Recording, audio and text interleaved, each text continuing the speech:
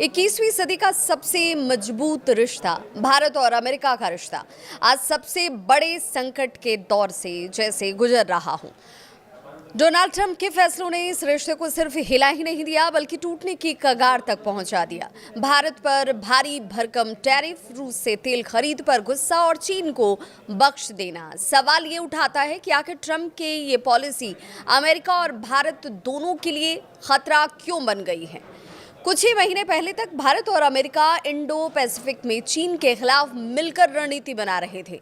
Defence sector हो, technology हो और सप्लाई चेन हो, इन सभी जगहों पर गहरा सहयोग बढ़ रहा था। अमेरिकी कंपनियां चीन छोड़कर भारत आने की सोच रही थीं, लेकिन व्हाइट हाउस में ट्रंप की वापसी ने तस्वीर को पूरी तरह से बदल दिया। जहां भारत और अमेरिका एक साथ मिलकर 21वीं सदी का एक नया इतिहास लिखने की तैयारी में थे, वहीं अब रिश्ते भरोसे से संदेह में तब्दील हो चुके हैं। ट्रंप का बड़ा फैसला, रूस से तेल खरीद जारी करने पर ट्रंप प्रशासन ने भारत पर 25% टैरिफ, जो ट्रेड टैरिफ के नाम से जाना जाता है, और 25% एक्स्ट्रा टैरिफ लगाया।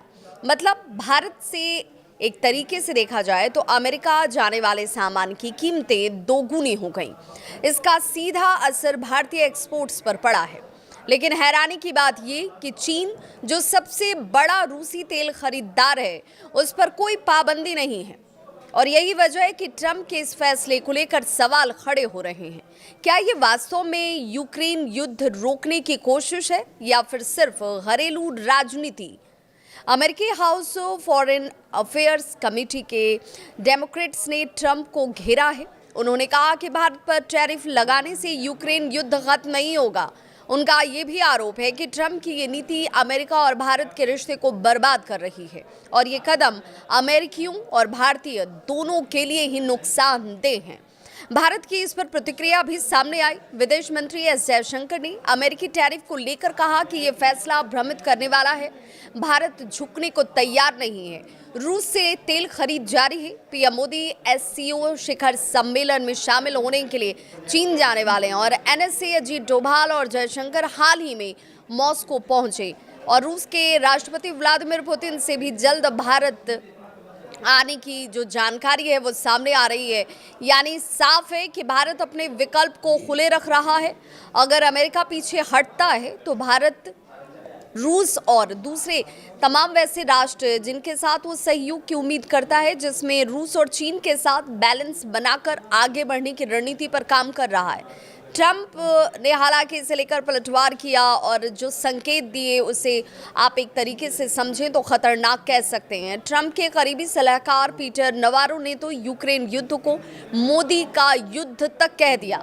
ये बयान दर्शाता है कि रिश्तों में कड़वाहट किस स्तर तक और कितनी गहरी हो चुकी है।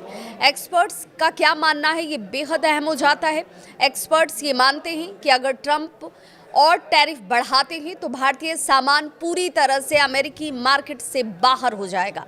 अमेरिका टैरिफ बढ़ाता है तो भारत और अमेरिकी बाजार, भारत का जो एक तरीके से अमेरिकी बाजार है वो बाजार खत्म हो जाएगा, भारत उसे खो देगा। अर्थव्यवस्था पर इसका व्यापक दबाव नजर आएगा। भारत रूस और चीन के करीब नजर आ रहा है जाता हुआ। इंडो पैसिफिक में अमेरिकी रणनीति कमजोर हो रही है। अगर समझौता होता है, रिश्ते फिर से पटरी पर उतरते हैं।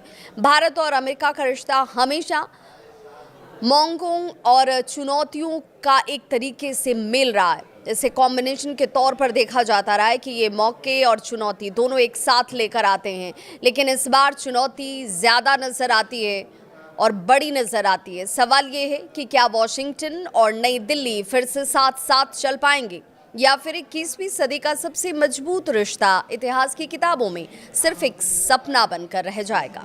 इस पर आपकी क्या है राय, ज़रूर साझा कीजिए। कमेंट बॉक्स में अपनी राय ज़रूर लिखें।